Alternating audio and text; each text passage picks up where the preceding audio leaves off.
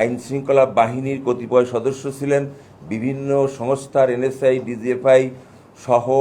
আপনার এসবি প্রধান সহ যে সমস্ত সংস্থার প্রধান ছিলেন তারা সহ সম্মিলিতভাবে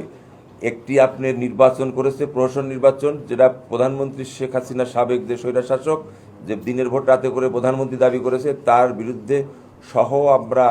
একটি মামলার এজাহারের কপি নিয়ে এসেছি। তার মধ্যে 19 জনের নাম উল্লেখ করা হয়েছে, আরও অজ্ঞাত অনেক।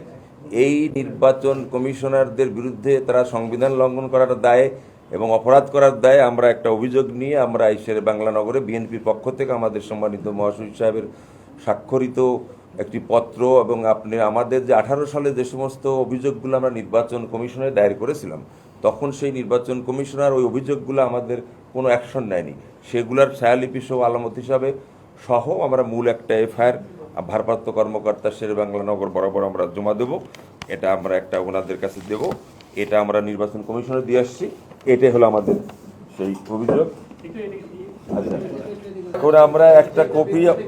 ভারপ্রাপ্ত কর্মকর্তাকে দেব, আমাদের রিসিভ করে নিবে, আর এক কপি ওনার কাছে থাকবেই।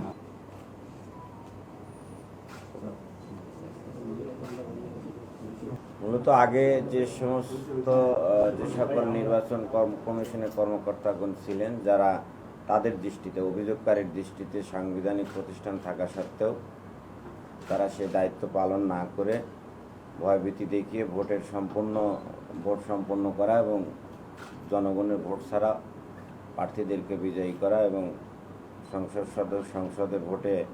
বিজয়ী ঘোষণা করা, যেটা তাদের দৃষ্টিতে অভিযোগকারীর দৃষ্টিতে আইনত দণ্ডনীয় ছিল, সেই সমস্ত অপরাধের একটা ফিরিস্তি নিয়ে 19 জনের নাম উল্লেখ করে একটা অভিযোগ দায়ের, অভিযোগ পর্যালোচনা করে মামলা রেকর্ড করব।